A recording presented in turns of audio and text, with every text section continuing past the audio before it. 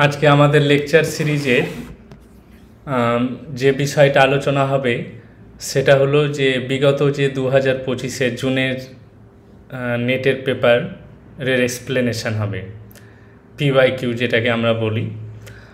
তো চলো এক্সপ্লেনেশানে যাওয়ার আগে আমি শর্টে দু একটা বিষয় আমি তোমাদের সঙ্গে শেয়ার করব।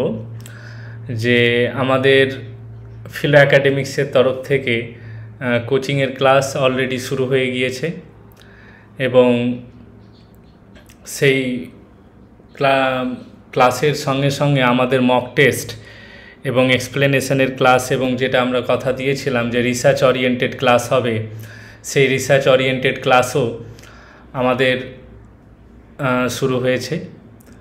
তো তোমরা এখনও যারা জয়েন হওনি, যারা ভাবছো যে নেটের এক্সামকে ক্র্যাক করবে, তারা অবশ্যই আমাদের সঙ্গে যোগাযোগ করে কোচিংয়ে অ্যাডমিশানটা নাও। আর শুধু আমাদের লক্ষ্য শুধু এটাই নয় যে নেট আমরা পড়িয়ে স্টুডেন্টদেরকে গাইড করে নোটস দিয়ে যে সে অনলি নেটটা ক্র্যাক করুক। আমাদের যেটা মূল লক্ষ্য যে নেট সেট ক্র্যাক করার মুখ্য উদ্দেশ্যই থাকে পিএইচডিতে আমাদের অ্যাডমিশান নেওয়া। তো সেই কারণেই আমাদের ফিলো অ্যাকাডেমিক্সের তরফ থেকে রিসার্চ ওরিয়েন্টেড ক্লাস শুরু করা হয়েছে, যেটা পুরোটাই আলাদাভাবে, যেটা আমাদের যেটা উইকলি যে লেকচার হয় 6টা লেকচার, তার সঙ্গে আলাদাভাবে এটা দেওয়া হচ্ছে, যাতে যেখানে স্টুডেন্টদেরকে শেখানো হয় যে কোনো একটা টপিককে সেটা কিভাবে সে রিসার্চের অ্যাঙ্গেলে ভাববে, দেন কিভাবে সে রাইটিং স্কিলটাকে তার ডেভেলপ করবে, রিসার্চ পেপার লিখবে, সিনপসিস লিখবে, থেসিস লিখবে। তো বেসিক্যালি রিসার্চ করতে গেলে যে যে জিনিসগুলো আমাদের দরকার হয় সেই সমস্ত বিষয় নিয়ে প্র্যাকটিক্যালি সেটা বোঝানো হয়। তো তোমরা এখনও যারা ভাবছো যে অ্যাডমিশান নিব কি নিব না, তো আমি এটাই বলবো যে তোমরা অবশ্যই অ্যাডমিশানটা নাও এবং তোমরা নেট জিআরএফ ক্র্যাক করার পরে তোমরা যেন পিএইচডিতেও খুব তাড়াতাড়ি তোমরা লাগাতে পারো। তো যাই হোক, চলো এবার আমরা আসি এক্সপ্লেনেশনের ক্লাসে। তো দেখো স্ক্রিনে আশা করি তোমরা দেখতে পাচ্ছ যে বিগত 2025-এর যে জুনের যে নেটের পেপারটা ছিল সেখানে যে 51 নম্বর প্রশ্ন, বেসিক্যালি 1 থেকে 50 তোমার জেনারেল পেপারের প্রশ্ন থাকে, দেন 51 নম্বর থেকে শুরু হয় সাবজেক্টের প্রশ্ন। যে যে সাবজেক্টে থেকে বসবে তাদের সাবজেক্টের পেপার থাকবে। এবার যেহেতু আমাদের ফিলো অ্যাকাডেমিক্সের তরফ থেকে এখন পর্যন্ত শুধুমাত্র ফিলোসফিকেই কভার করা হচ্ছে এবং নেটের জেনারেল পেপারকে, তো এই জন্যে আমরা ফিলোসফির লেকচার সিরিজটা চালু করেছি। এর সঙ্গে আরও অন্যান্য সাবজেক্টে শুরু হবে, সেটা সেপ্টেম্বর অক্টোবর থেকে ভিডিও আপলোড হতে থাকবে।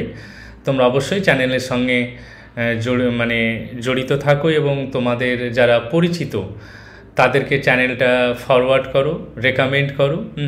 আশা করি ওরা লাভবান হবে আমাদের এই চ্যানেলের লেকচার থেকে। তো যাই হোক, তো এমনি কথাকে লং না নিয়ে গিয়ে আমরা শর্টেই আলোচনা শুরু করি আমাদের কাজের বিষয়। তো দেখো প্রথম যেটা প্রশ্ন এসেছিল যে which one of the following statements follow from the fact that extension constitute the essence of the body. Option A হচ্ছে extension has limit, extension has limit. Then option B হচ্ছে there is a no empty space nor bodies without atoms. Option C হচ্ছে the corporeal world is illimitable. Then option D the body has no centre.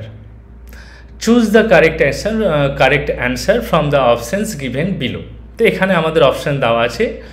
তো আমরা সঠিক উত্তরে যাওয়ার আগে আমরা এই বিষয়টাকে আগে আলোচনা করে নেব যে প্রত্যেকটা অপশন এখানে কি বলতে চাইছে, কি ইন্ডিকেট করছে। তার কারণ এর আগেও আমি তোমাদেরকে বলেছি যে আমাদের লক্ষ্য শুধু এটা নয় যে প্রত্যেকটা প্রশ্নের কারেক্ট অ্যান্সার কি এবং তার শর্ট এক্সপ্লেনেশন, যেটা বেসিক্যালি 1 থেকে 2 সেন্টেন্সে হয়। আমাদের লক্ষ্য কিন্তু সেটা নয়। আমাদের লক্ষ্য হচ্ছে যে একটা প্রশ্নের সঙ্গে যে বাকি 4টে প্রশ্ন অপশানস আছে, সেই অপশানসগুলোকে ভালোভাবে জানা, যাতে আমি একটা প্রশ্নের সঙ্গে আরও 4টা যে বাকি যে 3টে অপশান থাকছে, মানে 1+3, মানে আমি একটা প্রশ্নকে সলভ করব, সেখান থেকে আমি বেসিক্যালি আমরা 4টা প্রশ্নকে আমরা জেনে যাব। 4টা প্রশ্নকে আমরা জেনে যাব এবং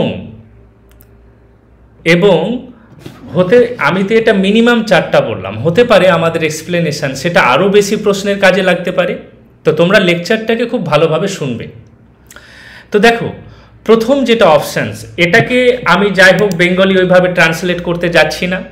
আশা করি যারা বেঙ্গলি মিডিয়ামের স্টুডেন্ট তারা তোমরা জানোই যে বেঙ্গলি মিনিংটা কী হবে বা প্রশ্নটা বুঝতে পারছো, যে which among the following statement follow from the fact that extension constitute the essence of the body। মানে এই যে নিচে যে 4টা স্টেটমেন্ট দেওয়া আছে, তার মধ্যে কোনটা এই ফ্যাক্ট থেকে যেটা হচ্ছে যে আসছে বা সত্য, যে extension constitute the essence of the body. যে এক্সটেনশন আমরা কাকে বলি? আমরা যদি বাংলাতে যদি আমরা দেখতে যাই, তো আমরা এক্সটেনশন কাকে বলি? এক্সটেনশন আমরা বেসিক্যালি যেটা বলি আর কি, যে কোনো একটা জিনিস যে মানে যে বেসিক্যালি জায়গা দখল করে থাকে, এক্সটেনশন তাকেই আমরা বলি। অ্যাকচুয়াল বেঙ্গলি মিনিংয়ের দিকে আমরা যাচ্ছি না, আমাদের বোঝার যেটা, আমাদের কনসেপ্টটাকে বুঝতে হবে। তো দেখো, প্রথম যেটা অপশান আছে যে এক্সটেনশন হ্যাজ লিমিট। তো দেখো, আমরা যদি ডেকার্তের ফিলোসফির দিকে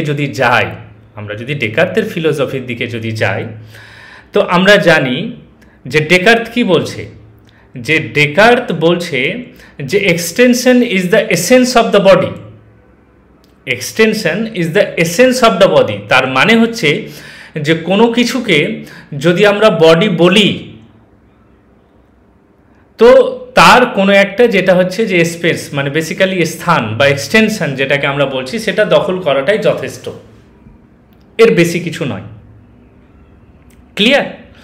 তো এই যে এক্সটেনশন হ্যাজ লিমিট, যে অপশনটা এখানে বলছে এক্সটেনশন হ্যাজ লিমিট, তো এটাকে যদি আমরা ডেকার্তের ফিলোসফিতে যদি বুঝতে যাই, তো ডেকার্ত কি বলছে, যে আমরা অ্যাকর্ডিং টু ডেকার্ত যদি দেখি, সেটাকে এক্সপ্লেন করি, তো এটা কিন্তু ডেকার্তের ফিলোসফি অনুযায়ী কিন্তু এটা কারেক্ট নয়। কেন কারেক্ট নয়? তার কারণ যে ডেকার্ত বিশ্বাস করে যে এক্সটেনশন ইজ ইনফিনিট, যেটাকে আমরা অসীম বলি। ডেকার্তের মতে এক্সটেনশন আমরা যেটাকে বলছি সেটা ইনফিনিট, অসীম। এবং বলছে, ও নিজেই আর্গুমেন্ট করছে যে স্পেস, যেটাকে স্পেস আমরা কাকে বলি? স্পেস বেসিক্যালি যে জায়গা, আমরা ইন জেনারেল যদি বেঙ্গলি মিনিং যদি দেখতে যাই, তো বলছে যে space itself is infinite.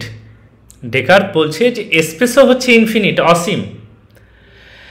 R body সম্পর্কে সে বলছে যে body is nothing but space with certain boundaries. কথাটার মানে হচ্ছে, ডেকার্ত বলছে যে বডি কিছুই না। বডিটা কি? যে বেসিক্যালি সে কিছুটা বাউন্ডারি নিচ্ছে, স্পেস এবং কিছুটা বাউন্ডারি নিচ্ছে, যেটাকে আমরা বডি বলছি। তো ওই হিসাবে যদি দেখি, তো এক্সটেনশন হ্যাজ লিমিট, তো এই কথাটা ডেকার্তের সঙ্গে যাচ্ছে না, কারণ ডেকার্ত তো বলছে এক্সটেনশন হ্যাজ ইনফিনিট। ক্লিয়ার? তো এই অপশন এটা হবে না। দেন অপশন বি কে আমরা ব্যাখ্যা করি। অপশন বি কে যদি ব্যাখ্যা করি, তো দেখো অপশন বি আছে যে there is no empty space nor bodies without atoms. এই সেন্টেন্সটাকে, এই অপশনসটাকে ভালোভাবে দেখো, যে আমরা যদি ডেকার্তের ফিলোসফিকে যদি দেখি, তো দেখো ডেকার্ত কিন্তু কি করছে, যে ভ্যাকামের এক্সিস্টেন্সকে সে কিন্তু ডিনাই করছে, যে কোনো জিনিস ভ্যাকাম বলে যেটা হচ্ছে যে থাকে না, তার অস্তিত্বকেই সে অস্বীকার করছে। সে বলছে যে স্পেস অ্যান্ড বডি যেটা আছে, যে আমরা যেটাকে স্পেস এবং বডি, যেটাকে আমরা বেসিক্যালি বডি বলি, তো বলছে যে এটা হচ্ছে সেম। ও বলছে যে কোনো স্পেস এমটি থাকতে পারে না, no space can be empty.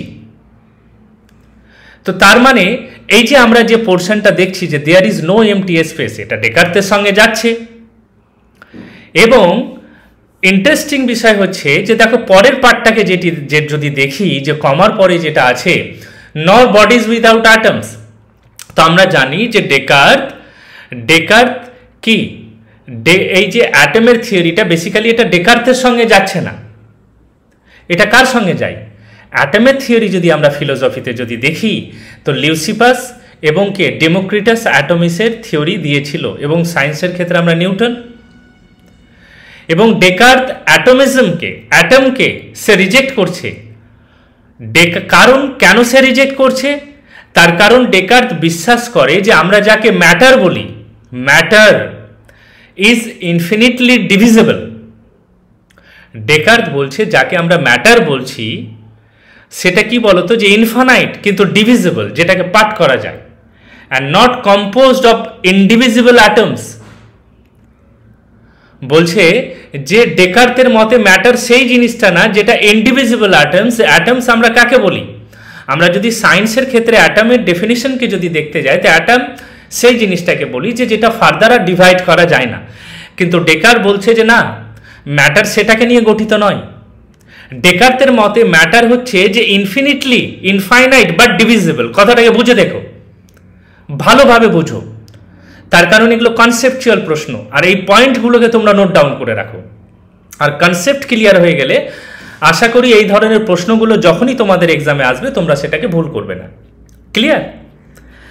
তো তার মানে অপশন বিটাকে যদি দেখি তো দেখো option beta according to Descartes প্রথম ভাগটা ডেকার্তের সঙ্গে যাচ্ছে, দ্বিতীয় ভাগটা যাচ্ছে না। দেন অপশন সি কে যদি আমরা ব্যাখ্যা করি, the corporeal world is illimitable. The corporeal world is illimitable কথাটার মানেটা কি? কথাটার মানে হচ্ছে যে দেখো আমরা যদি ডেকার্তের আবার যেহেতু এটা ডেকার্ত থেকে প্রশ্ন, আবার আমরা ডেকার্তের ফিলোসফিকে অ্যাসেসমেন্ট করব।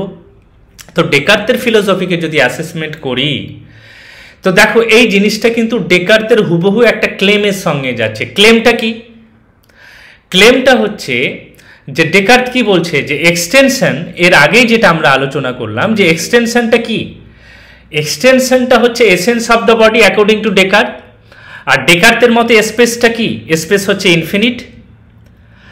আর the corporeal basically matter, the corporeal world বা ম্যাটেরিয়াল ওয়ার্ল্ড যেটাকে বলি সেটা কি বলছে যে ইনলিমিটেবল, আনলিমিটেড। ডেকার্তের মতে ম্যাটার আনলিমিটেড। তো আমরা সি অপশনটাকে যেটা পেলাম সেটা অ্যাকর্ডিং টু ডেকার্ত ঠিক। দেন তারপরে অপশন ডি কে যদি আমরা দেখি তো অপশন ডিটা কি যাচ্ছে? অপশন ডিটা যাচ্ছে the body has no centre. কথাটার মানে কি? ডেকার্তের ফিলোসফিকে আবার আমরা ডেকার্তের ফিলোসফির দিকে যাব পুনরায়। ডেকার্তের ফিলোসফিকে যদি আমরা দেখি তো ডেকার্ত বেসিক্যালি কি করেছিল, যে ডেকার্ত কিন্তু জিওমেট্রিক্যাল এক্সটেনশনের দিকেও কিন্তু ভালো গুরুত্ব দিয়েছিল। ডেকার্ত জিওমেট্রিক্যাল এক্সটেনশনের দিকে খুব গুরুত্ব দিয়েছিল। এবং কি বলেছিল ডেকার্ত? কি বলেছিল যে ডেকার্ত বলছে যে এই যে আমাদের হোমোজেনিয়াস বা ইনফিনিটলি এক্সটেন্ডেড কর্পোরিয়াল ওয়ার্ল্ড, কথাটার মানে হচ্ছে যে হোমোজিনিয়াস মানে সেমনেস, সমজাতীয় আমরা কোনো বিষয়কে আমরা বলি। তো ডেকার্ত বলছে যে এই হোমোজিনিয়াস বা ইনফিনিটলি এক্সটেন্ডেড ওয়ার্ল্ডে মানে কর্পোরিয়াল যেটা ওয়ার্ল্ড, এই ম্যাটেরিয়াল বস্তু আর কি, যে কোনো একটা point, any point can be considered a centre, that means তার মানে হচ্ছে যে কোনো এই কর্পোরিয়াল ওয়ার্ল্ডের যে কোনো বিষয়ের কোনো একটা জিনিসকে আমরা একটা সেন্টার বলে যেটা হচ্ছে যে বিবেচনা করতে পারি। কথাটার মানেটা কি? কথাটার মানে ডেকার্ত এটা বলতে চাইছে, তার মানে যে there is no absolute centre of the physical world. তার মানে যে এই যে আমরা ফিজিক্যাল ওয়ার্ল্ড বা যেটাকে আমরা বলতে পারো যে আমরা যে বেসিক্যালি বাহ্যিক যে জগৎ আমরা যেটাকে দেখছি, বাহ্যিক জগৎ। তো এই জগৎটা যে আমরা দেখছি, তো এই জগতে কি বলো তো, সেন্টার বলে কোনো জিনিস যেটা হচ্ছে যে হয় না। তো তার মানে এই সেন্সে যদি যাই যে the body has no centre, তো ওই কনটেক্সটে তার মানে এই অপশন ডিটা যাচ্ছে। তো আমরা এখান থেকে কি পেলাম? আমরা এখান থেকে পেলাম যে অপশন সি এবং ডি মাস্ট যেটা হচ্ছে যে যাবে। তো তাহলে অপশন সি এবং ডি যেখানে থাকবে সেটা অবভিয়াসলি হবে। তো দেখো অপশন ওয়ানকে যদি দেখি, অপশন অনলি এ আছে, মানে এটা হবে না। দেন অপশন টুকে যদি দেখি, তো এখানে এ অ্যান্ড সি আছে, কিন্তু ডিও যাবে আমরা জানি, তো তার মানে এটাও হবে না। দেন এ বি ডি অপশন 3-এ, তো আমরা যদি এটাকে অ্যাসেসমেন্ট করি তো এটাও যাবে না, কারণ এখানে আমরা দেখেছি যে সি আমাদের কারেক্ট আসছে, সি নেই। তো তার মানে এখানে আসবে অপশন ডিটা হচ্ছে কারেক্ট অ্যান্সার। ক্লিয়ার? আর এই প্রশ্নগুলো হচ্ছে কনসেপচুয়াল প্রশ্ন, এগুলোকে খুব ভালোভাবে পড়ো এবং আশা করি যে সিম্পলভাবে দেখো যে তোমরা এই বিষয়টাকে বোঝো। যে দেখো আমরা একটা এক্সপ্লেনেশনে যখন 4টা পয়েন্টকে খুব ভালোভাবে ব্যাখ্যা করলাম, তো আমরা কতগুলো জিনিসকে জানলাম, তাই না? তো আমাদের এইভাবেই ব্যাখ্যার সিরিজগুলো একের পর এক যেটা হচ্ছে যে আপলোড হবে, এবং তোমরা অবশ্যই সেই ভিডিওগুলোকে দেখো। কেমন? এবার চলে আসি আমরা নেক্সট প্রশ্নে। তো নেক্সট প্রশ্নে যাওয়ার আগে একটা বিষয় বলবো যে যেগুলো কনসেপচুয়াল প্রশ্ন অবশ্যই সেগুলোকে আমরা ডিটেলসে আলোচনা করব, এবং যেগুলো ডিরেক্ট প্রশ্ন আশা করি যেটা হচ্ছে যে অর্থ তো আমাদের ডিটেলসে যাওয়ার দরকার নেই, আমরা যেটা হচ্ছে যে যতটুকু দরকার আমরা অতটুকুই ব্যাখ্যা করব। তো চলো 52 নম্বর প্রশ্নে কি আছে এবার আমরা রিড করি। তো 52 নম্বর প্রশ্নকে যদি আমরা দেখি তো বলছে find out proper progression in Husserl's phenomenological engagement. Find out proper progression in Husserl's phenomenological engagement. যে এই যে নিচে যে 4টে তোমাকে যে অপশন দিয়েছে, যে একটা হচ্ছে ইপোচে, দেন হচ্ছে ট্রান্সেন্ডেন্টাল ইগো, দেন হচ্ছে লাইফ ওয়ার্ল্ড, দেন হচ্ছে ইন্টেনশনালিটি। এই যে 4টে অপশন দিয়েছে, এই 4টার মানে প্রপার প্রোগ্রেশন, মানে হাসেল যে তার ফেনোমেনোলজিকে যে ব্যাখ্যা করেছে, তো সেটা বেসিক্যালি সিকোয়েন্সিয়ালি আমাদেরকে সাজাতে হবে যে কিভাবে কি বলেছে। ক্লিয়ার? তো চলো আমরা এবার হাসেলসের ফিলোসফিতে যাই। তো হাসেল ফেনোমেনোলজিকে যখন ব্যাখ্যা করে, হুসেল বা হাসেল আমরা যাই প্রোনাউন্সিয়েশন করি না কেন সেটা ঠিক হবে। তো হুসেল যখন তার ফেনোমেনোলজির থিওরিটা দিয়েছিল, তো সে কিভাবে ব্যাখ্যা করেছিল? তো আমরা যদি হুসেলের ফেনোমেনোলজিকে যদি বুঝতে যাই, তো আমাদেরকে একটা প্রসেসের মধ্যে দিয়ে যেতে হবে। প্রথম প্রসেসটা কি? প্রথম প্রসেসটা হচ্ছে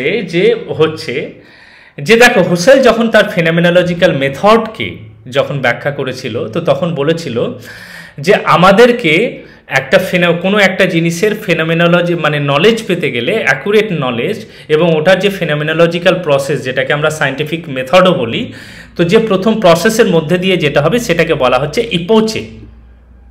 তো ইপোচেটা কি, যেটাকে আমরা আলাদাভাবে তোমরা নোট ডাউন করে রাখো, ফেনোমেনোলজিক্যাল রিডাকশন বলছে।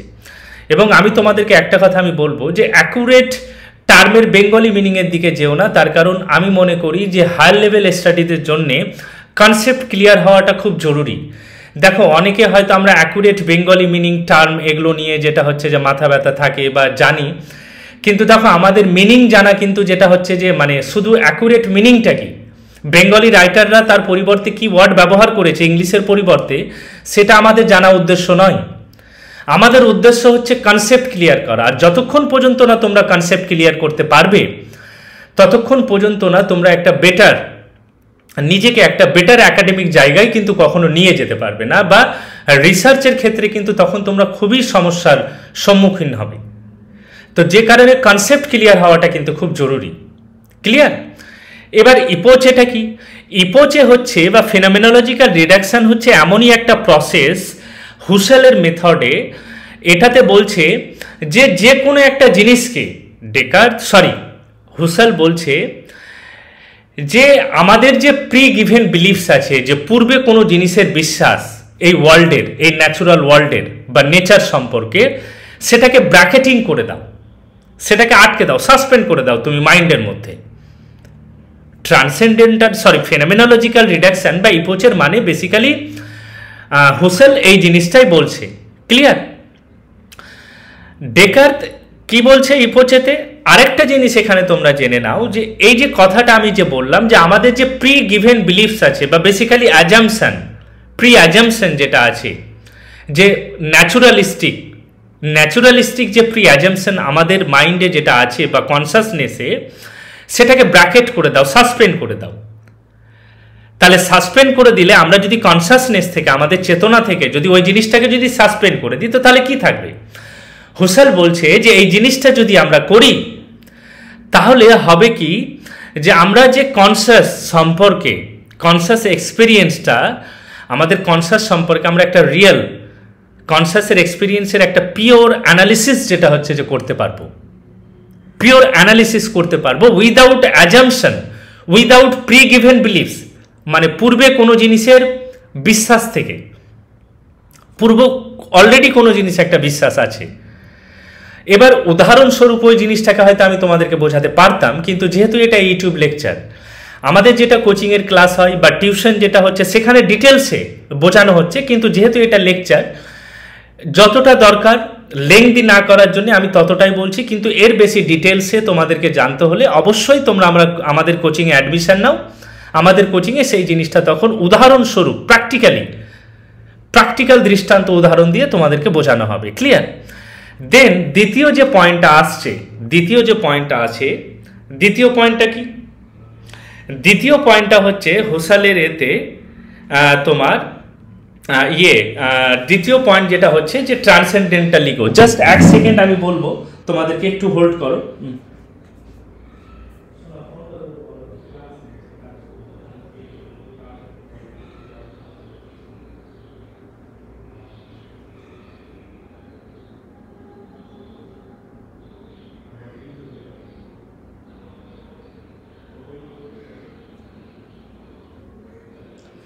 হ্যাঁ, সরি মিডিলে ইন্টারাপ্ট হওয়ার জন্য, আসলে একটা ফোন চলে এসেছিল, তো সরি। নেক্সট লেকচার থেকে চেষ্টা করব যে এই ধরনের ডিস্টারবেন্সটা যেন না হয়। তো দেখো, দ্বিতীয় যে স্টেপ আছে হুসেলের, সেটা হচ্ছে ট্রান্সেন্ডেন্টাল ইগো। হুসেলের ফেনোমেনোলজিকে যদি আমরা ব্যাখ্যা করতে যাই, তো সেটা হবে ট্রান্সেন্ডেন্টাল ইগো। তো ট্রান্সেন্ডেন্টাল ইগোটা কি? এটা কিন্তু হুসেলের ফেনোমেনোলজিক্যাল মেথডের সেকেন্ড স্টেপ। তো ট্রান্সেন্ডেন্টাল ইগো সম্পর্কে হুসেল কি বলছে?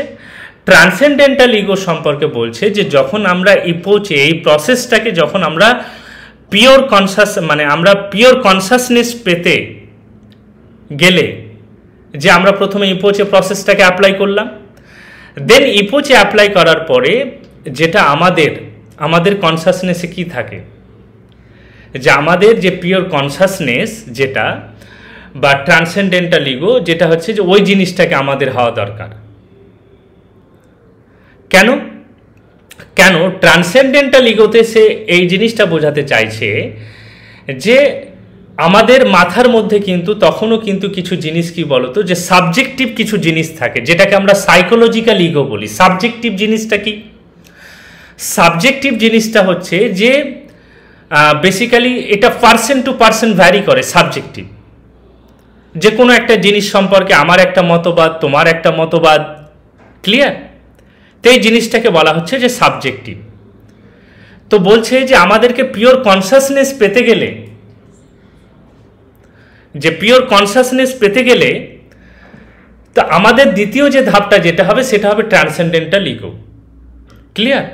এবং এটা কিন্তু সাইকোলজিক্যাল ইগো নয়, যেটা আই থিঙ্ক হয়তো আমি মিস্টেকেনলি এর আগে একটু সাইকোলজিক্যাল বিষয়টা কিছু একটা টার্ম মনে ইউজ করলাম, কিন্তু এটা সাইকোলজিক্যাল ইগো নয়। এটা অ্যাকর্ডিং টু হুসেল এটা বলছে কি সাবজেক্টিভ। ক্লিয়ার? দেন হুসেলের ফেনোমেনোলজিক্যাল মেথডে যে তৃতীয় যে স্টেপটা আছে, সেটা হচ্ছে ইন্টেনশনালিটি। তো ইন্টেনশনালিটিটা কি? ইন্টেনশনালিটিটা হচ্ছে হুসেলের মতে যে দেখো, ইন্টেনশন কথাটার মানে আমরা কিন্তু প্রায় সবাই জানি। ক্লিয়ার? ইন্টেনশন কথাটার মানে আমরা সবাই জানি। তো হুসেল বলছে তৃতীয় স্টেপে, যে বলছে যে যখন আমরা ট্রান্সেন্ডেন্টাল ইগোকে রিভিল করলাম, যেটা দ্বিতীয় ধাপ, রিভিল করলাম, তখন হবে কি, যে তখন আমাদেরকে তৃতীয় যে ধাপ যেটাকে আমাদেরকে এক্সপ্লোর করতে হবে, সেটা হচ্ছে ইন্টেনশনালিটি। আর ইন্টেনশনালিটিটা কি? হুসেল বলছে যে এই যে আমাদের কনসাসনেস যেটা আছে, যেটাকে আমরা চেতনা বলি, বলছে কনসাসনেস, ওর একটা ফেমাস লাইন আছে যে হুসেল বলছে যে consciousness is always consciousness of something. কথাটার মানে হচ্ছে যে এই যে আমাদের কনসাসনেস, যেটাকে আমরা চেতনা বলছি, চেতনা সবসময় কোনো না কোনো কিছু বিষয়কে নিয়ে ভাবে।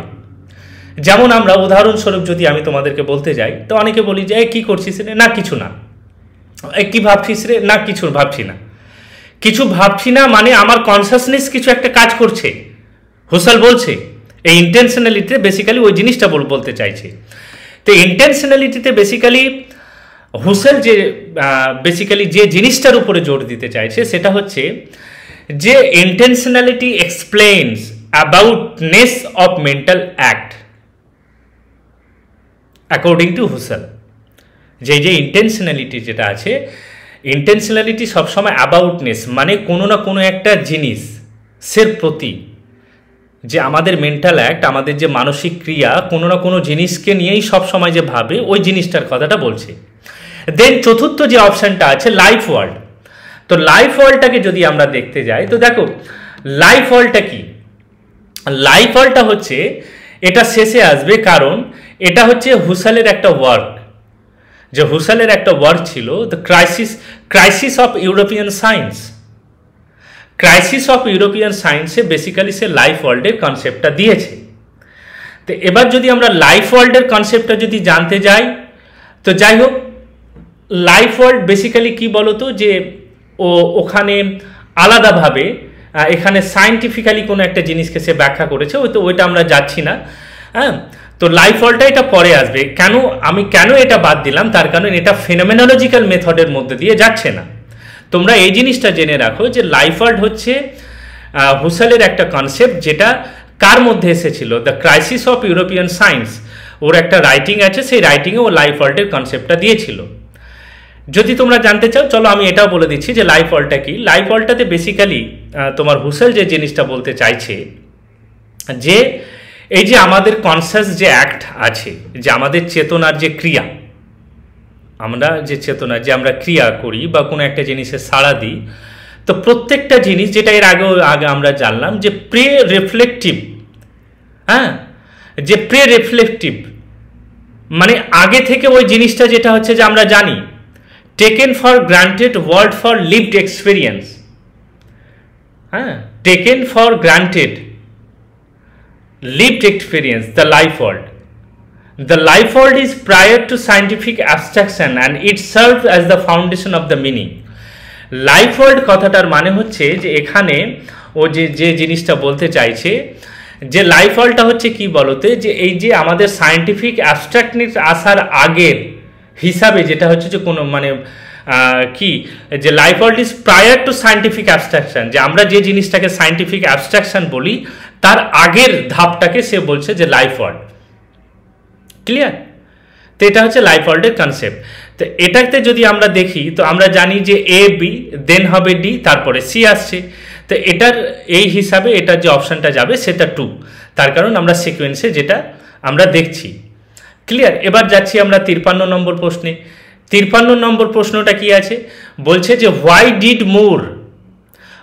Did Moore defend common sense beliefs in his philosophical writings.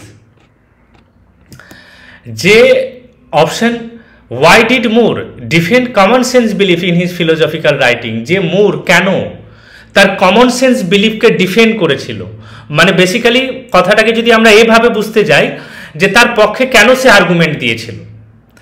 কারণ অপশনগুলোকে আমরা রিড করি, বলছে যে because common sense believes are popular, মানে কারণ কমন সেন্স বিলিভ খুব পপুলার ছিল। তারপরে অপশন 2 যেটা বলছে যে because common sense belief are self evident truth that we directly experience, কারণ কমন সেন্স বিলিভ আমরা যেটাকে বলছি সেটা কি সেটা মানে ওটা হচ্ছে সেলফ এভিডেন্ট ট্রুথ, যেটা আমরা ডিরেক্টলি মানে আমরা এক্সপিরিয়েন্স করি, প্রত্যক্ষ করি। দেন অপশন 3 যেটা বলছে যে because common sense believes provide practical foundation to our knowledge, কারণ কমন সেন্স বিলিভ কি আমাদের যে প্র্যাকটিক্যাল কোনো ফাউন্ডেশন দেয়, ভিত্তি দেয়, যে আমরা যে নলেজটা গেইন করি বা আমাদের কাছে যে নলেজটা আছে, দেন অপশন 4 হচ্ছে because common sense belief are simple, কারণ কমন সেন্স বিলিফ আমরা যেটাকে বলছি সেটা একেবারে সিম্পল। তো এই জিনিসটাকে যদি আমরা বুঝতে যদি যাই, তো আমরা অবভিয়াসলি মুরের ফিলোসফিতে যাব। তো মুর একজন কে ছিল? আমরা জানি যে মুর কি, মুর একজন 20th সেঞ্চুরির ব্রিটিশ ফিলোসফার ছিল। 20th সেঞ্চুরির একজন ব্রিটিশ ফিলোসফার ছিল এবং তার একটা পপুলার এসেটার নাম আশা করি তোমরা সবাই জানো, এ ডিফেন্স অফ কমন সেন্স, যেটা 1925-এ পাবলিশড হয়েছিল। সেখানে কমন সেন্সকে নিয়ে ও কিছু জিনিস বলেছিল। তো কি বলেছিল? মুর বলছে কমন সেন্স বিলিফকে এইভাবে সে ডিফেন্ড করছে, বলছে the earth exist, body exist, therefore other মাইন্ডও যেটা হচ্ছে যে এক্সিস্ট বা আদার মাইন্ড এক্সিস্ট। তো কেন সে কথাটা বলেছিল, কেন সে কথাগুলো বলল? মুর বলছে যে মুরের ফিলোসফিকে যদি আমরা ব্যাখ্যা যদি করতে যাই, তো মুর বলছে যে মুর এই জিনিসটা বিশ্বাস করতো যে এই যে কথাগুলো যে বললাম, the earth exist, the body exist, এই যে পৃথিবীটা মানে অস্তিত্বশীল, মানে এক্সিস্ট করছে, আমার বডিও এক্সিস্ট করছে, অন্যের বডিও এক্সিস্ট করছে। তো মুর বলছে যে এই সমস্ত ট্রুথগুলো, এগুলো কি বলতো যে সেলফ এভিডেন্ট ট্রুথ, তার কারণ অন্যের বডিকে তো আমি দেখতে তো পাচ্ছি আমরা সবাই। তো মুর বলছে যে এই সত্যগুলো হচ্ছে, যে এই বিশ্বাসগুলো হচ্ছে একেবারে সেলফ এভিডেন্ট ট্রুথ। এই ট্রুথটা প্রমাণ করার জন্য আমাকে অন্য কাউরির হেল্পের দরকার নেই, যেটাকে আমরা ডিরেক্টলি পারসিভ করতে পারি, এক্সপেরিয়েন্স করতে পারি। ক্লিয়ার? এবং যেটাকে প্রমাণ করার জন্য আমাদেরকে কোনো স্কেপটিক্যাল নলেজ, যেটাকে সংশয়বাদ বলি, বা কোনো মেটাফিজিক্যাল রিজনিংয়ের মধ্যে দিয়ে আমাদেরকে যেতে হবে না। মেটাফিজিক্যাল রিজনিং, যেটাকে আমরা অধিবিদ্যা বলি, যেটা বিয়ন্ড দ্য 5 সেন্স এক্সপিরিয়েন্স, সেটার মেটাফিজিক্যাল রিজনিং দিয়ে সেই বিষয়টাকে আমাদের আলোচনা করতে হবে না, যেটাকে আমরা প্রত্যক্ষই করি না। কেন? মুর বলছে যে এই সমস্ত সত্যগুলো আমাদের একেবারে মানে সত্য, যেটাকে আমরা নিজেই প্রমাণ করতে পারি, নিজেই প্রত্যক্ষ করতে পারি। তো মুর এসকেপ্টিসিজমের একটা কথা রিপ্লাই দিতে গিয়ে সে একটা ভালো ফেমাস একটা কথা বলেছিল, যে কি বলেছিল, যে ওরা মানে এসকেপ্টিসিস্টরা বলছে যে how do you know the external world exist. যারা সমস্ত বিষয়ে সংশয় করে, তো তারা স্কেপটিকরা যে আমরা কিভাবে এটা প্রমাণ করব, বা আমরা কিভাবে এটা জানবো যে এক্সটার্নাল ওয়ার্ল্ড যেটা আছে সেটা এক্সিস্ট করছে। তো মুর একেবারে সিম্পলি সেটাকে ব্যাখ্যা করছে যে এই হচ্ছে আমার একটা হাত, এই হচ্ছে আর একটা হাত। তো এই যে দুটো হাত, এই দুটো হাত কি প্রমাণ করছে? তার মানে এটা প্রমাণ করছে যে এক্সটার্নাল ওয়ার্ল্ড এক্সিস্ট করছে, একেবারে এক্সটার্নাল এক্সিস্ট করছে। তো এবার আমরা মুরের ফিলোসফিটাকে কমন সেন্সের যে বেসিক যে জিনিসটা সেটা আমরা জানলাম। তো এই জিনিসটা আমরা জানার পরে এটার মধ্যে যে অপশনটা যাবে, আশা করি আমরা সবাই শিওর হয়ে গিয়েছি যে কোনটা যাবে। তো এটাতে যে কারেক্ট আনসার যেটা যাবে সেটা হচ্ছে 2, কারণ কমন সেন্স বিলিফ হচ্ছে সেলফ এভিডেন্ট ট্রুথ, আর দ্যাট উই ডিরেক্টলি এক্সপিরিয়েন্স, যেটা আমরা ডিরেক্টলি মানে এক্সপিরিয়েন্স করি, প্রমাণ করি, মানে আমরা তার সম্মুখীন হই। ক্লিয়ার? অভিজ্ঞতা করি। আশা করি ক্লিয়ার হয়েছে। এবার আসছি আমরা নেক্সট প্রশ্নে। দেখো 54 নম্বর প্রশ্নটা এখানে ব্ল্যাঙ্ক রাখা হয়েছে, কারণ এটা লজিক থেকে এসেছে। লজিকের প্রশ্ন ব্যাখ্যা হবে, সেটা আমার মিসেস তোমাদের ম্যাম দেবলীনা ম্যাম, উনি একসঙ্গে পুরো বিষয়টা নেবেন, আমিও নিব। তো যেহেতু লজিক ওটা প্র্যাকটিক্যাল বিষয় আছে, তো আমরা ভেবেছি ওটা পরে আমরা একই সঙ্গে সব বিষয়গুলোকে দিব। ওই কারণে লজিকের প্রশ্নটা এমনি প্রশ্ন থেকে আমরা সেটাকে আলাদা রাখছি, কেমন? দেন আবার চলে যাচ্ছি নেক্সট প্রশ্নে। তো 55 নম্বর প্রশ্নটাকে যদি আমরা রিড করি, তো 55 নম্বর প্রশ্নটা কোথা থেকে এসেছে? 55 নম্বর প্রশ্নটা এসেছে যে what is the correct sequence of proving validity. এটাও লজিক থেকে, যেহেতু এটা থিওরিটিক্যাল ছিল, তো এটা আমরা ব্যাখ্যা করছি না, এটাকেও আমরা স্কিপ করে যাচ্ছি। এটা পরবর্তীতে একই সঙ্গে লজিকের গুলো মানে দেওয়া হবে। তাতে হবে কি, যে তোমরা খাতা পেন নিয়ে একই সঙ্গে বসবে এবং প্র্যাকটিক্যালি সেটাকে তখন তোমরা প্র্যাকটিস করবে এবং বোঝানো হবে। তো এটাও আমরা স্কিপ করে যাচ্ছি। দেন আসছি কোশ্চেন নাম্বার 56। তো 56 যদি প্রশ্নটাকে যদি আমরা দেখি, তো 56 প্রশ্নটা কোথা থেকে এসেছে যে অনন্ত ধর্মকম বস্তু মিনস, যে অনন্ত ধর্মকম বস্তুর মানে কি? মানে হচ্ছে অপশন 1কে যদি দেখি যে a thing has infinite properties, যে কোনো একটা জিনিস যার ইনফিনিট অসীম গুণ আছে, প্রপার্টিজ মানে বেসিক্যালি এখানে গুণ, ক্লিয়ার। তারপরে বলছে এ থিং হ্যাজ ফিনিট প্রপার্টিজ, যে কোনো একটা জিনিস যার লিমিটেড ফাইনাইট প্রপার্টিজ আছে। তারপরে বলছে option 3 a thing has both finite and infinite properties, যে কোনো একটা জিনিস যেটার ফিনিট এবং ইনফিনিট প্রপার্টিজ আছে, এবং বলছে a thing has neither finite or not infinite properties. তো আগে আমরা জেনে নিব যে এই অনন্ত ধর্মকম বস্তু মিনস এটার মানেটা কি। তো দেখো অনন্ত ধর্মকম বস্তু এটার মানেকে যদি আমরা দেখতে যাই তো আমরা আশা করি এই মানেটা আমরা সবাই জানি। যেটার মানেটা কি, যে মানেটা হচ্ছে যে থিং হ্যাজ ইনফাইনাইট প্রপার্টিজ। আশা মানে অপশনের সঙ্গে মিলে গিয়েছে, কিন্তু অপশনটাকে জাস্ট আমরা একটু ডিটেলসে যাই যে এই যে অনন্ত ধর্মকম বস্তু, এই যে কনসেপ্টটা, এই যে কোটেশনটা বা লাইনটা আমরা যাই বলি না কেন বা শ্লোকা যেটা এসেছে সেটা জাইনা মেটাফিজিক্স থেকে এসেছে। আর আমরা জাইনা মেটাফিজিক্স পড়েছি, ক্লিয়ার। জাইনা মেটাফিজিক্স পড়েছি, যে জাইনা মেটাফিজিক্স কি আমরা জানি যে ইন্ডিয়ান ফিলোসফির একটা নাস্তিক স্কুলের মধ্যে একটা পড়ে। তো জাইনা মেটাফিজিক্সে কি, জাইনা মেটাফিজিক্সে জাইনারা একটা থিওরি দিচ্ছে যেটাকে আমরা অনেকান্তবাদ বলি, থিওরি অফ মেনিফোল্ডনেস, বা এটাকে বলি বা অন্য ভাষায় এটাও বলতে পারি the doctrine of non one সাইডনেস। দেখো ঘোরানোর জন্য কিন্তু ইংলিশ টার্ম আমাদের কিভাবে ব্যবহার করা হয়,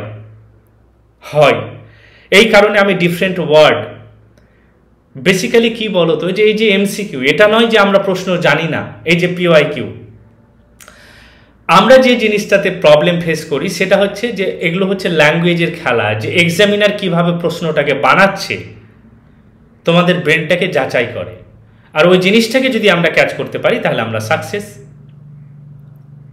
আর ওই জিনিসটাকে ক্যাচ করতে গেলে তোমাকে কনসেপ্টটাকে ক্লিয়ার রাখতে হবে। কনসেপ্ট যদি ক্লিয়ার না রাখো, যদি মুখস্থ বিদ্যার উপরে যদি যাও, তাহলে কিন্তু প্রবলেম হবে, কোনো না কোনো জায়গায় তুমি প্রবলেম ফেস করবে, ক্লিয়ার। তো এই যে অনন্ত ধর্মকম বস্তু, এটা হচ্ছে জাইনা মেটাফিজিক্স থেকে এসেছে। আর আমরা জানি যে জাইনা মেটাফিজিক্সের একটা পপুলার থিওরি আছে যেটাকে আমরা অনেকান্তবাদ বলি, ক্লিয়ার। এবার অনেকান্তবাদ থেকে এই থিওরিটা এসেছে। তো অনন্ত মানে কি, অনন্ত মানে আমরা জানি যে ইনফিনিট, অসীম।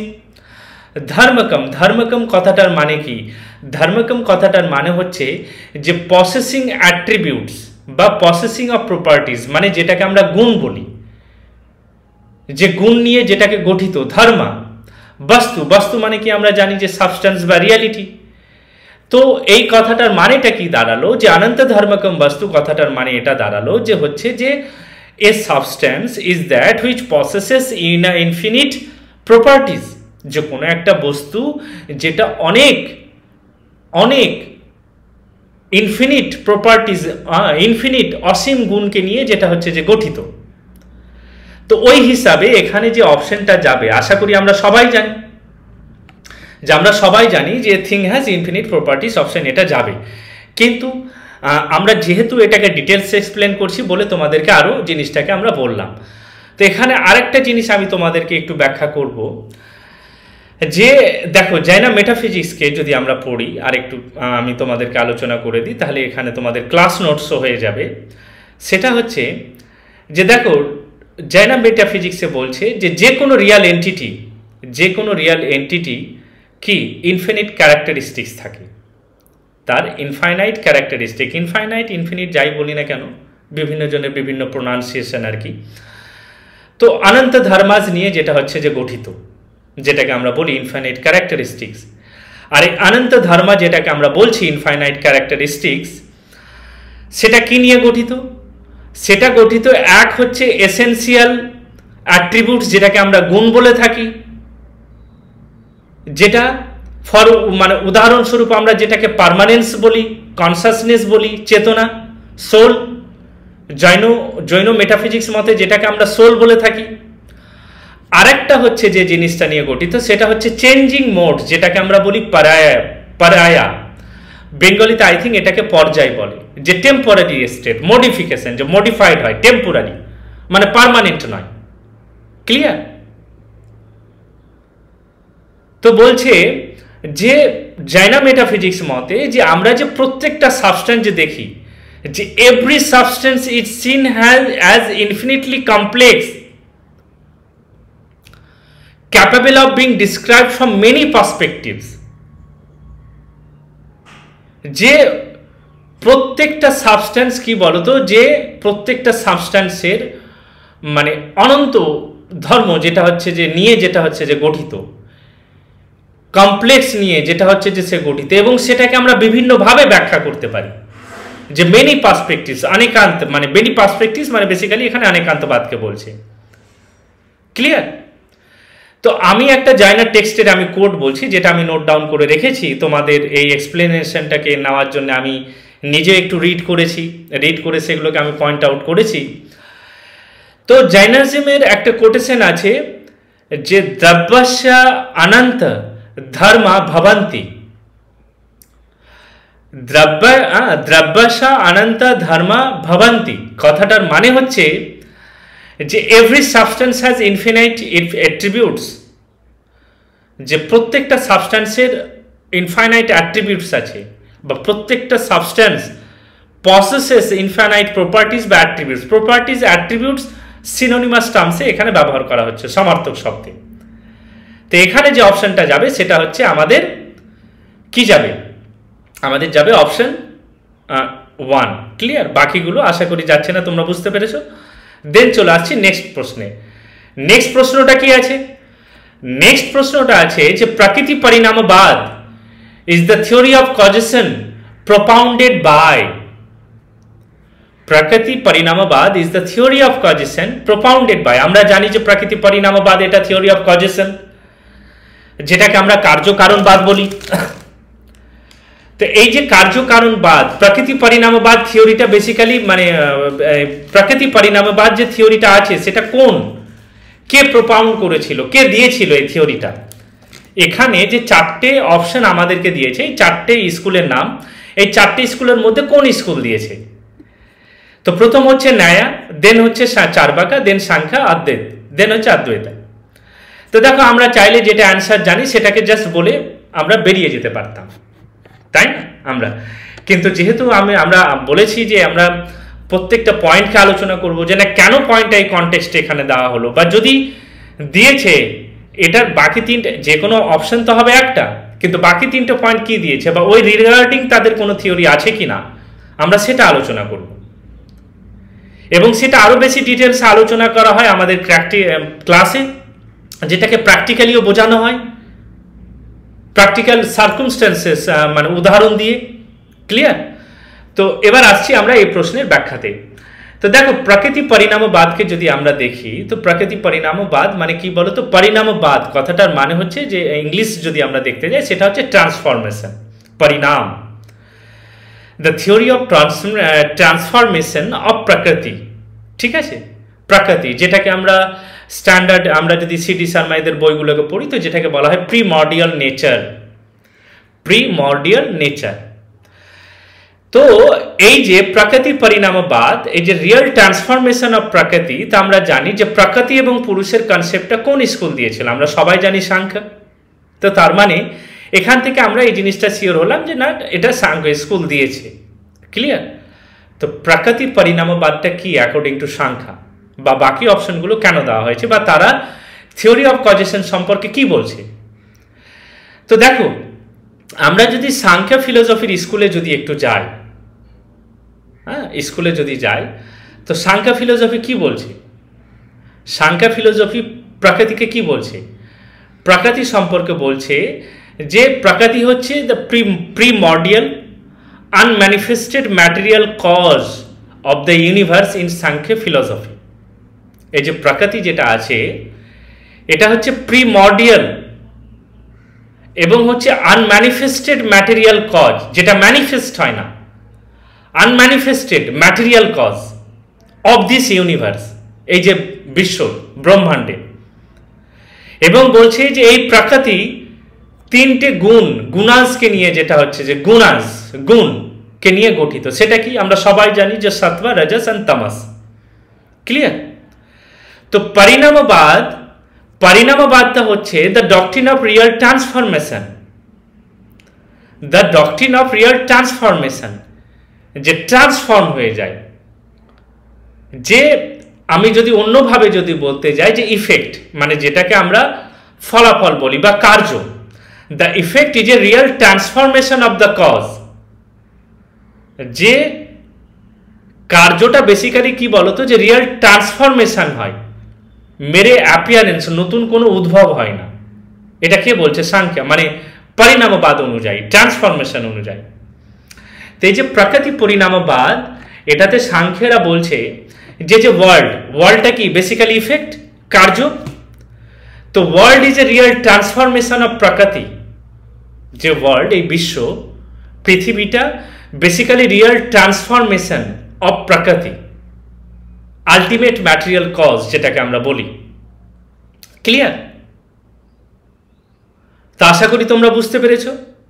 তো এই সাংখ্য ফিলোসফি, থিওরি অফ কজেশনের আর একটা থিওরি আছে যেটাকে আমরা বিবর্তবাদ বলি, যেটাকে আমরা বিবর্তবাদ বলি। ওই বিবর্তবাদের যেটা হচ্ছে যে এগেনস্টে, মানে মডিফাইড ফর্ম বলে। আর কি বলে, যে ওয়ার্ল্ডটা হচ্ছে যে মেরেলি, বিবর্তবাদ কি বলে, যে ওয়ার্ল্ডটা বলছে যে মেরেলি যেটা হচ্ছে যে কি just an apparent transformation, apparent মানে অ্যাপারেন্ট আর। ক্লিয়ার?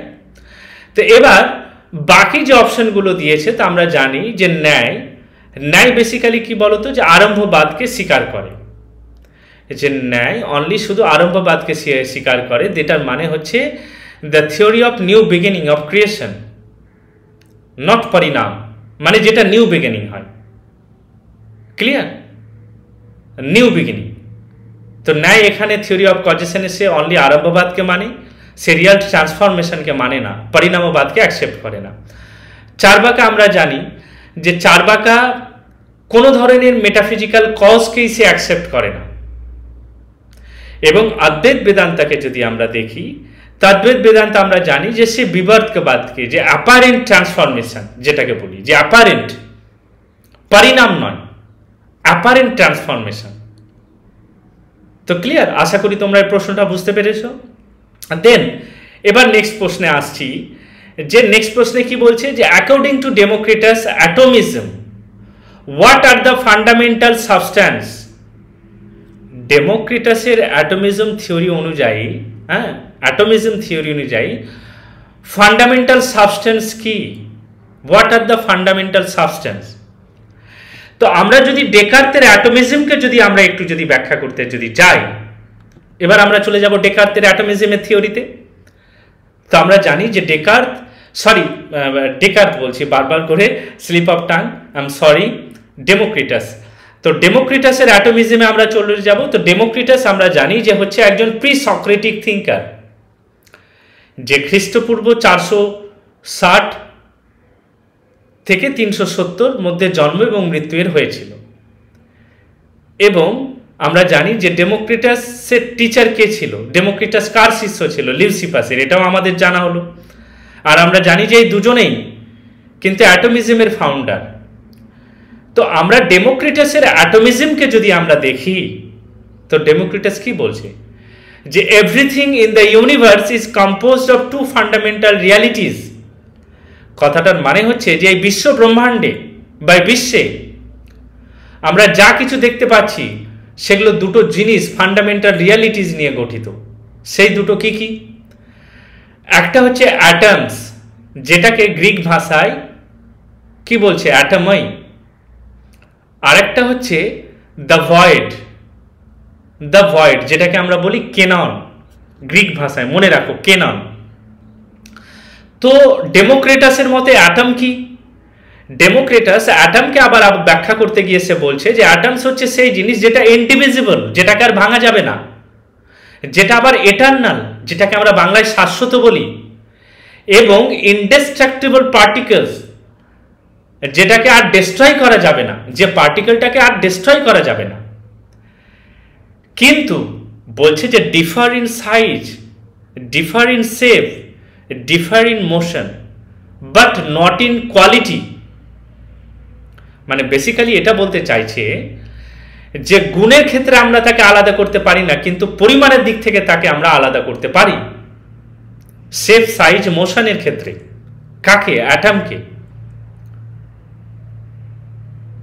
এবং বলছে যে অ্যাটম কম্বাইন হয়ে এবং সেপারেট এ ম্যাটেরিয়াল অবজেক্ট আমরা যেটাকে বলি, সেখানে কম্বাইন্ড হয়ে তখন কোনো একটা ম্যাটারের রূপ ধারণ করে। আবার যেটা হচ্ছে যে এখান থেকে যেটা হচ্ছে যে সেপারেট করা যায়। কিন্তু অ্যাটমের যদি আমরা ইন জেনারেল ডেফিনেশন যদি দেখতে পাই, যেটাকে আমরা মিনিট পার্টিকেল বলি, সেটাকে আর মানে ইয়ে করা যাবে না, আর ভাঙা যাবে না। তারপরে যে ভয়েড সম্পর্কে বলছে, যে ভয়েডটা কি? ভয়েড বলতে এখানে ডেমোক্রিটাস এমটি স্পেসের কথা বলেছে। আর এই এমটি স্পেস কেন যেটা হচ্ছে যে দরকার, বলছে যে এমটি স্পেসটা অ্যাটমকে অ্যালো করে। কি করার জন্য অ্যালো করে? মুভ করার জন্য, রিঅ্যারেঞ্জ করার জন্য, মুভ করার জন্য, মোশন। কারণ ডেমোক্রিটাস তার অ্যাটমিজম থিওরিতে বলছে যে without void motion would be impossible. Democritus বলছে যে এমটি স্পেস ছাড়া মোশন মানে মুভমেন্ট করা পসিবলই নয়। যে কারণে ডেমোক্রিটাস বলছে যে all change and variety in the world result from the motion and interaction of atoms within the void. এটা তার একটা কোট। ক্লিয়ার? তো তার মানে এখানে যে অপশনগুলো যেটা আছে, যে প্রথম অপশন আছে fire, water, air and earth, then option 2 atoms and void, then option 3 energy particle, then option 4 হচ্ছে কন্টিনিউয়াস উইথ ইউনিফর্ম ম্যাটার্স। তো আমরা ডেমোক্রিটাসের অ্যাটমিজম ব্যাখ্যা করে আশা করি এটা জানলাম যে এটার অপশনটা হবে অ্যাটম এবং ভয়েড, এবং এগুলো যাবে না। কেন যাবে না? তার কারণ আমরা জানি যে ফায়ার, ওয়াটার, এয়ার অ্যান্ড আর্থ, এটা কি? এই যে 4 এলিমেন্টের কথা বলছে, এটা জানি আমরা এমপোডেকেলসের থিওরি, এটা ডেমোক্রিটাসের নয়। যে 4 এলিমেন্টসকে নিয়ে যেটা হচ্ছে যে আমাদের পৃথিবী গঠিত, এটা ওয়েস্টার্ন ফিলোসফিতে এমপোডেকেলস বলছে। দেন আমাদের কারেক্ট অ্যান্সার হচ্ছে atoms and void. Then option 3 যেটা এনার্জি পার্টিকেলস, আমরা জানি যেটা মডার্ন সায়েন্টিফিক কনসেপ্ট, এটা অ্যানসিয়েন্ট মানে এটা গ্রিক প্রি সক্রেটিক পিরিয়ডের থিওরি নয়। তারপরে কন্টিনিউয়াস ইউনিফর্ম ম্যাটার যে অপশনটা যেটা দিয়েছে, সেটা কি? এটা বেসিক্যালি তোমার অন্য জিনিসকে বলেছে, যে অ্যানাক্সিমেন্ডারের থিওরিকে বলেছে, যে মনিজম আর কন্টিনিউটি থিওরি। আমরা যদি অ্যানাক্সিমেন্ডারের থিওরিকে যদি পড়ি এবং ভারতীয় দর্শন, তো ওই জিনিসটাকে আমরা পাবো। তো এই কারণে এই জিনিসটা হবে না। ক্লিয়ার? তো এবার চলে যাচ্ছি নেক্সট প্রশ্নে। নেক্সট প্রশ্নটা আছে, দেখো, যোগা থেকে এসেছে, যে চিত্তাবৃত্তি নিরোধাশ্চ yoga in the definition of yoga given by. এটা একেবারেই ডিরেক্ট প্রশ্ন, এটা একেবারেই ডিরেক্ট প্রশ্ন। এটাতে কি বলছে, যে এই যে কোটেশনটা যেটা দিয়েছে, যে চিত্তবৃত্তি নিরোধাশ্চ yoga is the definition of yoga given in Ramayana, তারপরে পঞ্চদশী, দেন গীতা, দেন যোগা সূত্র হবে। এটা যোগা সূত্র হবে, টাইপিং এরর হয়েছে।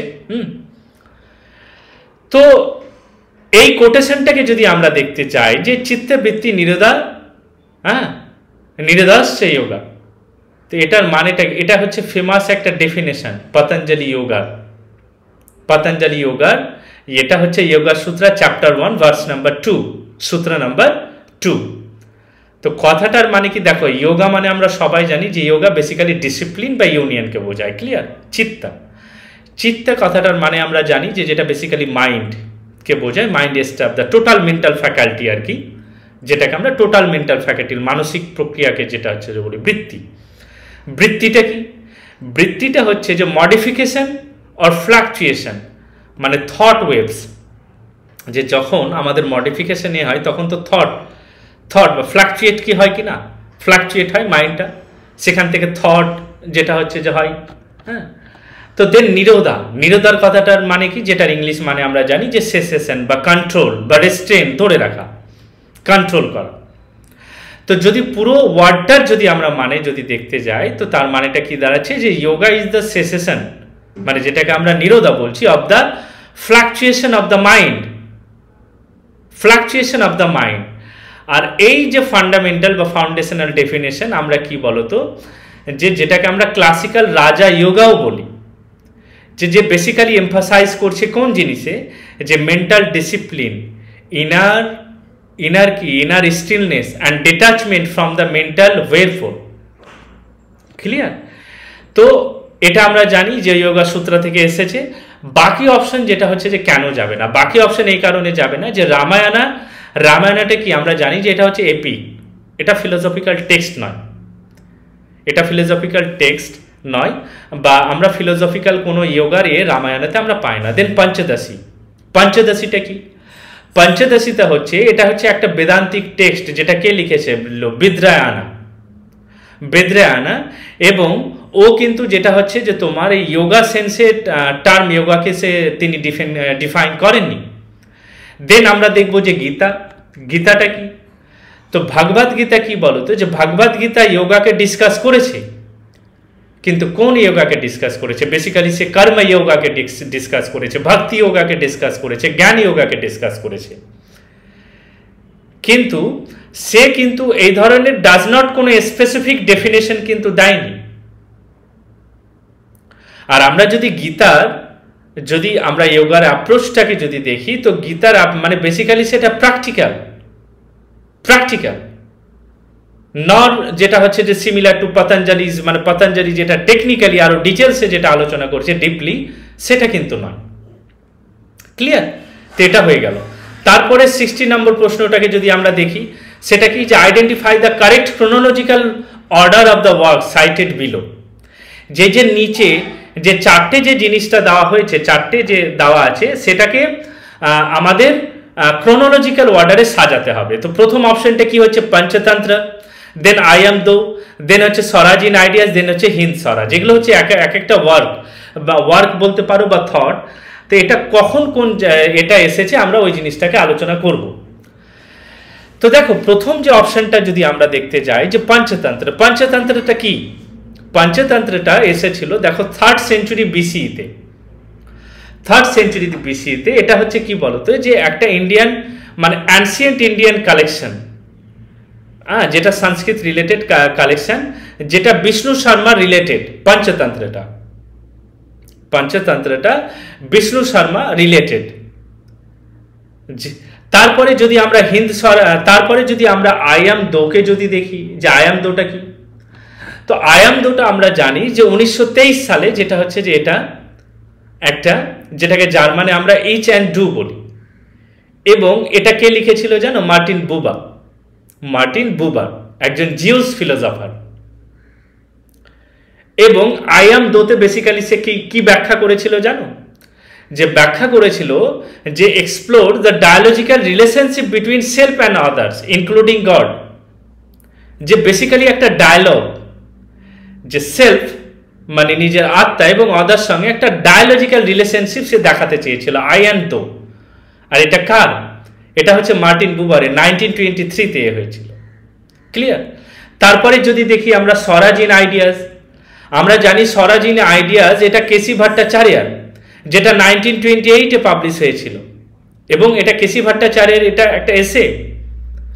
আর এখানে সে ইন্টেলেকচুয়াল ডেকলোনাইজেশনের কথা বলেছিল। ইন্টেলেকচুয়াল ডেকলোনাইজেশন, যে ইন্টেলেকচুয়াল ডেকলোনাইজেশনটা কি? ইন্টেলেকচুয়াল ডেকলোনাইজেশন বেসিক্যালি এই জিনিসটাকে এখানে বলছে, যে কলোনিয়ালিজম, উপনিবেশবাদ, যে আমরা অন্যের, বিদেশে যে ওয়েস্টার্ন কালচারকে আমরা সুপিরিয়র ভাবি। তো বলছে যে এবার ওদের থটটাকেও আমরা সুপিরিয়র ভাবতাম। তো কেসি ভট্টাচার্য স্বরাজ ইন আইডিয়াজে বেসিক্যালি এই জিনিসটা বলতে চেয়েছিল, যে ইন্টেলেকচুয়াল ডিকলোনাইজেশন, যে আমরা ওয়েস্টার্ন থিওরিকে যেটা সুপিরিয়র বলি সেটাকে ডিকলোনাইজড করো, এটা আলোচনা করেছিল। দেন তারপরে হচ্ছে হিন্দ স্বরাজ। তো হিন্দ স্বরাজটা কি? হিন্দ স্বরাজটা হচ্ছে, এটা আমরা জানি যে গান্ধীরই একটা লেখা, যেটা 1909-এ পাবলিশড হয়েছিল। এবং এখানে কি বলেছিল হিন্দ স্বরাজে গান্ধী? আর গান্ধী এটা লিখেছিল যখন লন্ডন থেকে তিনি দক্ষিণ আফ্রিকা ট্রাভেল করছিলেন। আর এই হিন্দ স্বরাজে বেসিক্যালি উনি ওয়েস্টার্ন সিভিলাইজেশনকে, যে critic of modern western civilisation and vision of Indian self rule, যে ওয়েস্টার্ন সিভিলাইজেশনকে তিনি ক্রিটিসিজম করেছিলেন এবং ইন্ডিয়ান সেলফ রুলকে তিনি প্রমোট করেছিলেন। ক্লিয়ার? তো আমরা যদি এটাকে সিকোয়েন্সিয়ালি যদি দেখি, তো সিকোয়েন্সিয়ালি কি যাচ্ছে, প্রথমে হচ্ছে এ, তার কারণ এটা অ্যানসিয়েন্ট টেক্সট, ক্লিয়ার। তারপরে ডেট অনুযায়ী যেটা যাচ্ছে সেটা হচ্ছে হিন্দ স্বরাজ, যেটা 1909। তারপরে যেটা যাবে সেটা হচ্ছে যে সি, 1923। তারপরে হচ্ছে যে বি, যেটা হচ্ছে যে 1928। তো ওই হিসাবে এটা যে কারেক্ট অ্যান্সার বা মানে এনটিও দিয়েছে সেটা হচ্ছে যে অপশন এ, ক্লিয়ার। এবার আজকে এই জায়গায় শেষ করছি। নেক্সট আবার যেটা হচ্ছে যে আলোচনা হবে, আবার 8, 9, 10টা প্রশ্ন এইভাবে আমরা ডিটেলসে আলোচনা করব। তো আমি তোমাদেরকে বলবো যে চ্যানেলটাকে সাবস্ক্রাইব করে রাখো, তোমরা যেন আরও এইভাবে ডিটেলস এক্সপ্লেনেশনগুলো পাও এবং নোটিফিকেশনটা তোমাদের মোবাইলে যায়। আর যদি লেকচার যদি তোমাদের ভালো লেগে থাকে তো চ্যানেলটাকে অবশ্যই সাবস্ক্রাইব করবে, পরিচিতদেরকে রেকমেন্ড করবে, এবং তোমরা যদি কেউ ফিলো অ্যাকাডেমিক্সের সঙ্গে মানে জড়িত হতে চাও, যে অ্যাডমিশন নিতে চাও, তো সেটাও তোমরা অবশ্যই জানাবে। আমাদের ডেসক্রিপশন বক্সে সমস্ত কিছু লিঙ্ক দেওয়া আছে। তো যাই হোক, ততক্ষণ পর্যন্ত তোমরা ভালো থেকো, আবার নেক্সট লেকচারে দেখা হবে।